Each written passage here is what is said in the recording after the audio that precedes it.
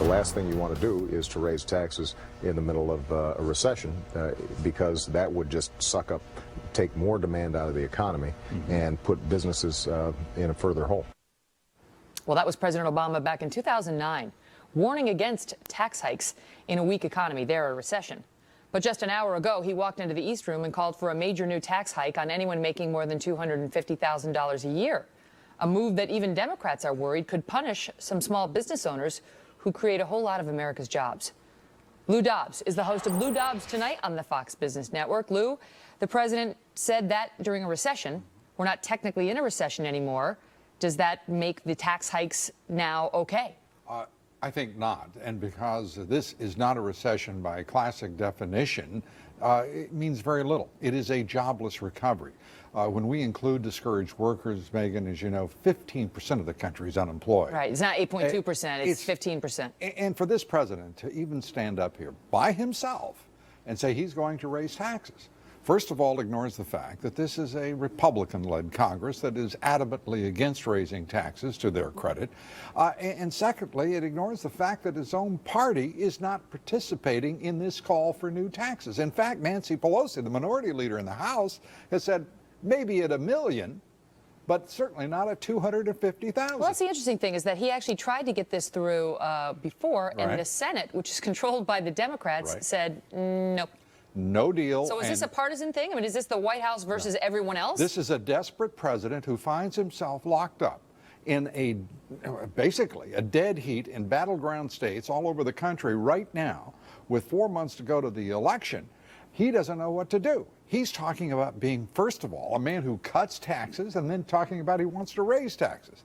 This is one of the most confused administrations. Only on the rich, he says. I'm only going to raise taxes on the rich. Well, if you define rich as $250,000 in this country, which he does, then you have a very sorry understanding of what wealth is in this country, because that represents sole proprietorships, S corporations. You go through the number of small businesses, you're talking about as many as half of the small businesses in the country. He says that's not right. He said that you were going to make that argument. He said Lou Dobbs is going to go on Fox News today. He's going to make this argument because he said, you know what my critics are going to say? They're going to say the small businesses. And he said, remember this. 97% of small business owners make less than $250,000 a year, so my tax hike's only going to affect 3% of small business owners, and I've cut taxes for small businesses 18 times since taking office. Yeah, his cutting taxes over for 18 times is fascinating, but the reality is that 3%, focusing as it does on individuals, ignores the fact that these other corporations, S corporations, sole proprietorships, partnerships, are bringing in this money and will be susceptible to these very taxes. Wait, so you don't believe the 97% number? No, it's spurious to, at best, specious, false, and wrong, if I can put it that way.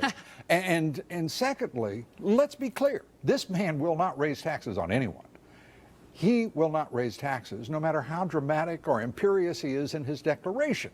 He requires the approval of Congress at last look. That's not true. That's not true. The taxes are going up. The Bush tax cuts, which have been in place for 10 years, are expiring at the end of this year. And unless Congress, and what he's arguing for is, let's do something to stop that from happening on the middle class, but the rest of America, they can pay more. Trust me on this. This will be my, if I may, my offset to the president's declaration. The imperial presidency will not make this determination, because he has an election that he will stand accountable before the American people. And the Republicans controlling the House of Representatives, his own party, are in disagreement with him. He will not stand on this issue. The Democrats, his own party, will resist him. The Republicans will resist him.